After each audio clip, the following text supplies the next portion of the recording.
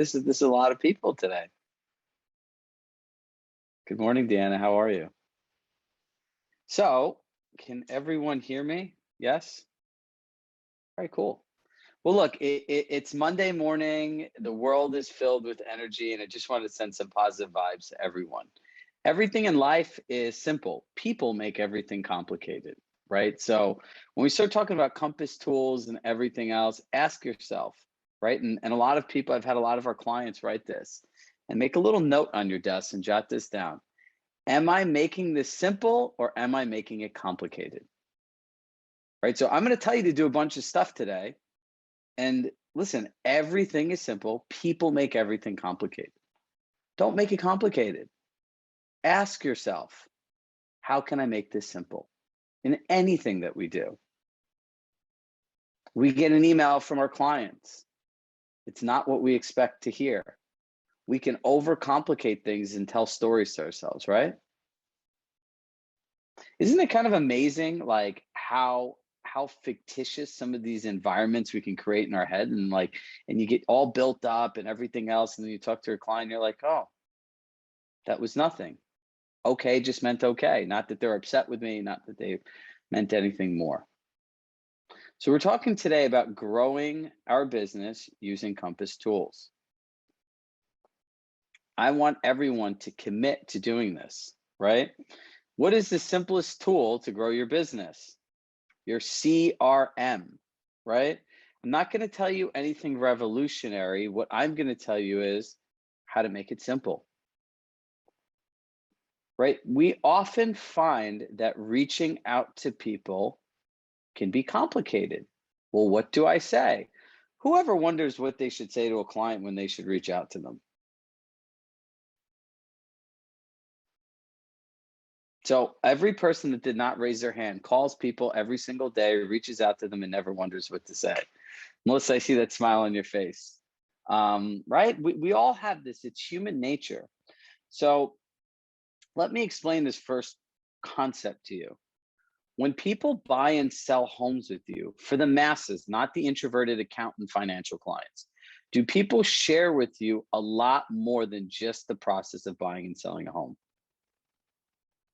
Do you talk to these people multiple times a day? Yeah, right? Do they call, email, and text morning, evening, afternoon, late at night? Right? 100%. Now, this weird things happens. It's called the closing, and all of a sudden you all get a check, and then all of a sudden get weird. What do I say to the people? Now, what I want you, I see David smiling because he knows exactly where I'm going to this. What I want you to get very present to is if someone was that nice to you, took your phone calls, emails, texts, and everything else like that, now you made money and then they don't hear from you. What would you think about that? Does that make you authentic, or could the person might feel used? Right, Maureen? I see you nodding your head. It depends, A, on the relationship, but B, this is where the tools and making money come in. You know why we have such a hard time staying in touch with people? Because we do a really shitty job of actually keeping track of the things that are important to them. I'm going to go back to the hotel example that I use all the time. Who here has gone to a hotel or resort multiple times, the same place? Unmute yourself and say yes. Corey. So unmute yourself. Yes. Yes. By the way, I love that light color blue, by the way. So where have you gone more than once? My girlfriend owns a Four Seasons in Miami, so I've been there like 20 times. See, so everyone network with Corey. It's an awesome thing. And when you go there, do they remember you? Do they remember the things you like? Like, tell us what that experience is like. You walk in, they greet you by name. They say they hope you like they put chocolates that I love. And I always say, I'm like, I hope you love your chocolates this year. We did different, designs or something like that. And then they bring you right up. And when you go to the desk and you ask someone for something, right? They kind of type in the stuff, they put your name in, and don't they kind of remember all the things that you liked, you didn't like, and some of the stuff from your past experiences? Yes, everything. Everything. Now, who here keeps track of that same everything for their clients? 2. So it seems the people in Florida are holding strong on this, Melissa and Jessica, right? So write this down. The first thing you need to do to make money with the tools here is obsessively track all the things that are important to your clients. Obsessively. You guys have to remember this. Think about how much you have lost control of and has been given away to other technology, right? Because you did not do your job the right way. Period. End of story. And if you don't think they're technology companies funding or VC firms funding people with every new idea in this space to take more away from you, you're delusionally optimistic or delusional in that concept, right? Listen, this is a multi-billion-dollar industry.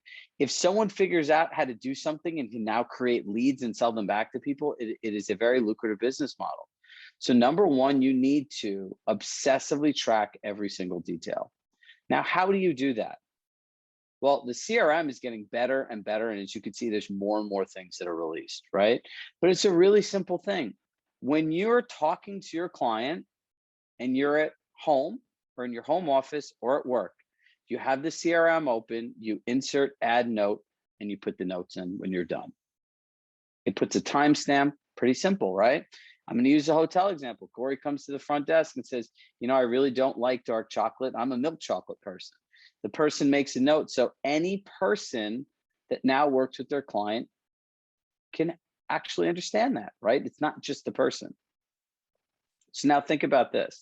Concept number 2, captive versus collaborative experiences, right?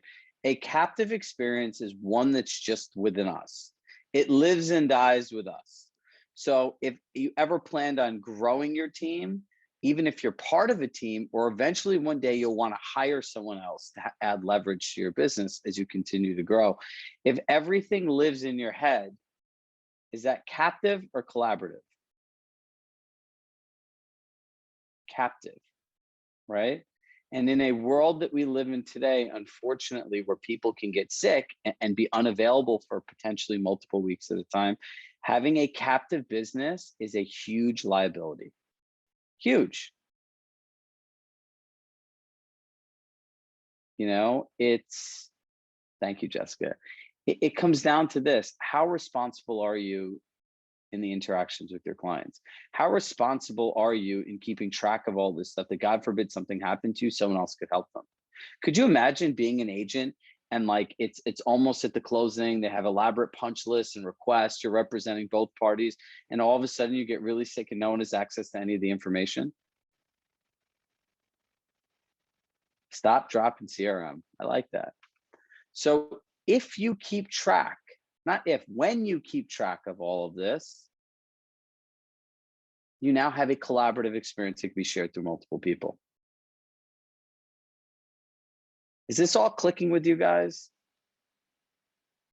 Because look, the one thing that I care about as your coach is that your business goes from here to here. You learn what you need to learn, you own it, and then we can all go here, right? Business planning is coming up next month. And we're going to literally spend an entire month on this, right? The idea of planning a business that earns hundreds of thousands or millions of dollars a year in one 60-minute session to me is just crazy, right? However, if you're tired of writing the same thing down on your plan year after year, listen to me very carefully.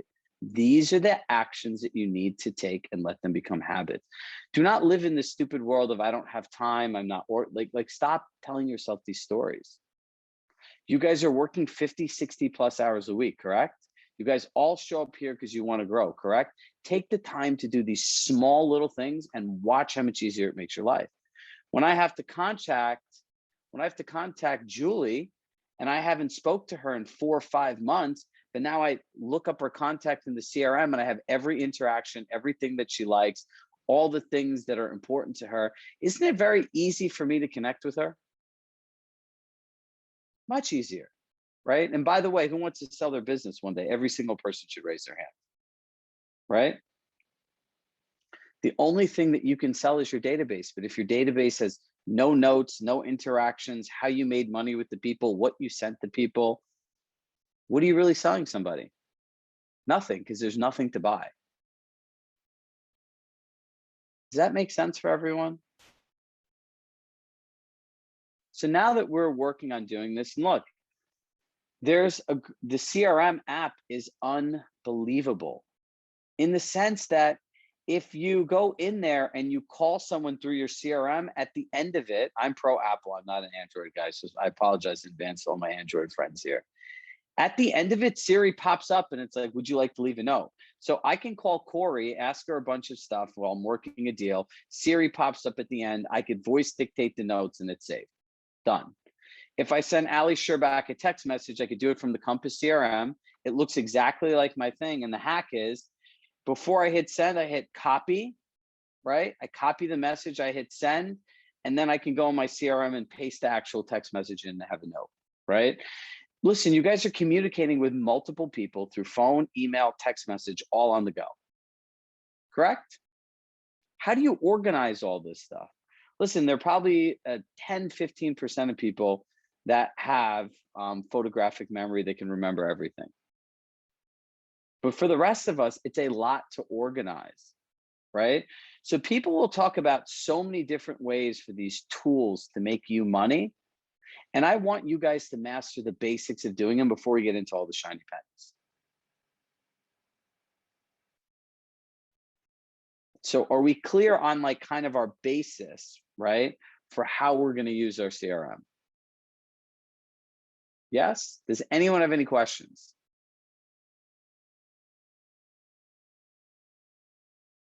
Okay, good. Now the next part. You should keep track of this for agents and clients the same way. The number one miss that agents have here is not spending enough time networking with other Compass agents. But now if I reach out to, let's see, Marlene Steiner, and Marlene, I have a conversation with her because I'm networking and I sat here today and I told you guys all to meet each other. What do you guys do? Is there a note that's kept? Is there a follow-up that's kept, right? Do you have a clear objective to learn one thing about Marlene that allow you to connect with her on an ongoing basis in a meaningful and purposeful way that seems personalized to her? Or are you going to just put her on some canned email list that just sends her the same shit you send everybody else? That's what we all do. And I want you to wrap your head around this concept. Sending people unpersonalized information is nothing more than stealing their time. If I tell you how much time I spend deleting emails and unsubscribing from things I want that don't want and have no relevance to me whatsoever, I live in Westport, Connecticut. Do you think I care about an open house in Chicago? No, but I have to open my email, click a button, or Deborah or one of my team members has to click that button and delete it. And that's time I'm paying for, right? Whether it's my time or someone else's. So when you think about making money with all of these tools, you need to think about how to use them to create personalized experiences.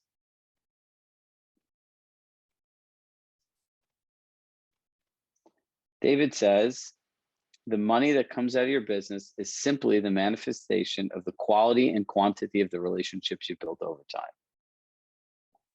Let that sink in, right? That we all should just write down and look at every day. Quality. Like, look, I look at this on this. I know Jody Bentley and Julie O'Malley might as well be sisters that were born from different parents and separated at birth. They're so connected and they talk all the time. They know a lot about each other, and it's crazy that they've never met each other. Correct, Jody? That's true. And what's that relationship built on? I think just getting to really know one another, getting to know one another, just really spending time week after week, talking to one another, understanding, and just we have a lot of similarities and we build on that. And we also encourage each other because we have a lot of similarities that both need encouraging in the business. So it's been wonderful, and I'm looking forward to meeting her at the event next week. Another two people here, long lost sisters, Betsy Rennell and Melissa Rubin, right? And if you listen to this, this is an ongoing conversation for them, right? And they've actually built an entire networking group that spans most of the country doing this, right? So like, if you start paying attention to this, these people really know each other, right? So this is not spray and pray marketing. So if you start thinking about this, your CRM is an entire resource for how to cultivate relationships, right? That is the number one way you're going to make money using this platform, is utilizing the people, places, and things that are given to you for free, right? There's 51 people on this call, minus me and David, 49. Well, Andrew Perry's here too, 48. So that's 47 different connections every person can make. If you're not signed up in Mighty Networks on our platform, you guys are missing out, because everything is going to be shifting there. So take the time to get to know someone, right? Take the time to reach out and find out, hey, what area of your business or life you're looking to grow? Create accountability partners, right? And that's the way that you build these relationships, and you do it. Like, I know Deanna incredibly well from when I worked at Compass in 2019. We were on a ship that the private client network rented out. And her and I sat there sharing our life philosophies of yoga and presence and helping other people. And that's what the relationship is built on. So there's very much an authentic connection. So like, if I see stuff on Instagram or she sees stuff, we can share things, and this thing has built. And essentially we've met each other one time, right? But if you look at the interactions and stuff, it wouldn't feel like that for either party. We all have an opportunity to create that with each other. But if you don't do these small things well, like track all of this stuff, it's meaningless. Everything you do, Compass tracks the data, right? Like, how often are you using the technology and everything else? And why did they do that? Because they know how they can connect with you and what will be most helpful. So like, now let's go to the third part, right? How do we take daily action, right? Bulk emails, personalized experiences in group timing, right? So start asking yourself, how are you utilizing bulk mail? Do you have your clients even broken down in a way that you can communicate with them in what's important to them? Melissa, I'm going to unmute you because you have this down very well. So can you share with the group your philosophy on how you've broken down your people so you can message them with things that actually matter to them? Sure. So I've broken it down to about 6 segments. I've broken it down into high net worth, and we have very specific messages for them, more about culture, very little about real estate. And then I have our normal clients that are not high net worth. I belong to BNI, so I have them segmented along with other business professionals. And then I'm from Canada, so I have a whole Canadian segment. And we have a whole New York segment as well. That's only for New Yorkers, because there's a big New York, Miami connection. And I also have that on my website, so I can refer that to anybody on my website. And each of the messages resonates with that particular segment. And as Chirag says, I do my best not to send my open houses to people in New York or Connecticut or that wouldn't care less. So I'm on a bunch of her email lists because as a coach, I want to see what's going on, but I've never got, like, I don't get the property ones, right? Like, unless I ask, like, hey, can I see what you did with this property? It doesn't happen, right? Look, Right. guys, people want to hear from you. We go back to what we said, you built this incredibly authentic relationship, but nothing says authentic relationship like, hey, I got put you on a mass email list. Time is the most precious thing we have. How many people are coming to our event? Right? But pretty much all the people I could see on the screen, right? Time is a big thing that we're going to be talking about there, right? I've become, if you haven't sat in on all these calls, I have a slight obsession with people, time, and really living life, right? Like, if you don't want that, you're not going to resonate with what's here, because that's what this is all about, right? So it's like, what are the choices that we are going to make to create better experiences for others and ultimately reach our goals? Because what I know is technology is a multiplier. When you utilize it effectively, whatever time you put in, you get back out far more in return. The difference between people that use, do you want to know what the difference is between people that use technology effectively and people that keep dreaming about it is? The people that use it effectively just realize it's simple. Like if I'm calling somebody, let me just make a note. If I'm in my car, I'm going to put my AirPods in and just take notes in my CRM.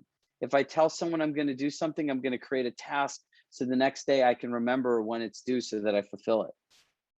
And that if I allow the technology to organize, keep track, and prompt and remind me of everything, all I have to show up is do my job.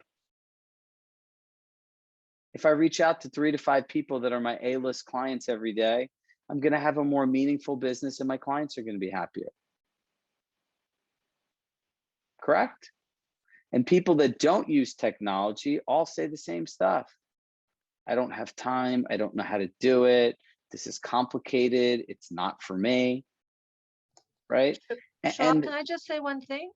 Yeah, go ahead. For those people that say that, we can hire people to do it, and then it's done with your voice, and then it takes that away from you if it's a part of your job that you don't like to do, which is what I do.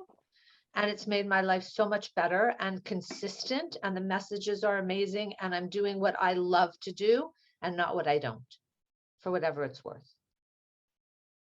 Leverage.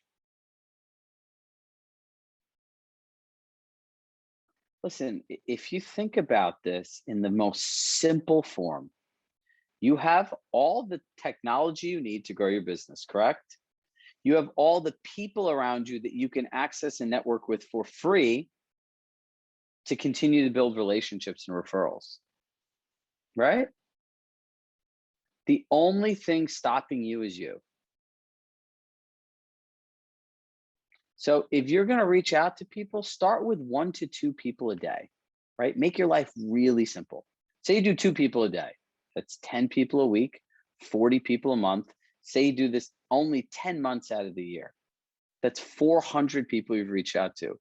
At 1% conversion rate, that's 4 deals. That's 1 a quarter. Like you're telling me you wouldn't contact 2 people a day for 4 more transactions at an average base, probably about $15,000 a check. That's making $60,000. It's some people's entire yearly salary just for being disciplined, right? The magic happens with the consistency. Corey, you have a gold mine of people to reach out with where you are. Corey has one of the most interesting businesses because she's the only person I know that has A, local office, B, where her phone still rings and people say, hey, can I just list my property? I would like to have a real estate agent come over. It's like fascinating, right? We all have unique opportunities. So what I want you guys to do right now is in the last 5 minutes, and I'm going to start doing this at the end of every session, is how do we get into action? Everyone share one opportunity that they have. Put it in the chat box. What's one opportunity you have based on what we shared today that you're going to take advantage of?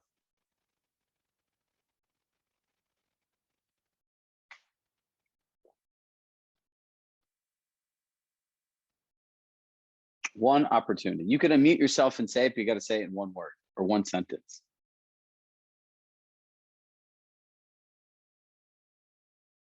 Networking with more Compass agents, looking how even more guys, calling my formal clients, organizing the CRM. More personalized tags and clients. Yep, segmenting. Bingo.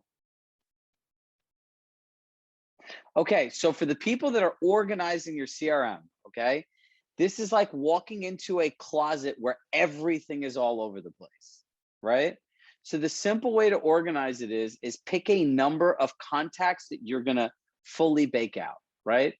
If you're not doing anything, if you're gonna say, oh, I'm gonna do 10 to 20 a day and you're doing 0, that's like you haven't got off your couch and you're gonna start running 5 miles a day. You're just setting yourself up for success. I mean, failure. Start doing this, that you can start building momentum. You got to do things where you feel good at the end of doing them, right?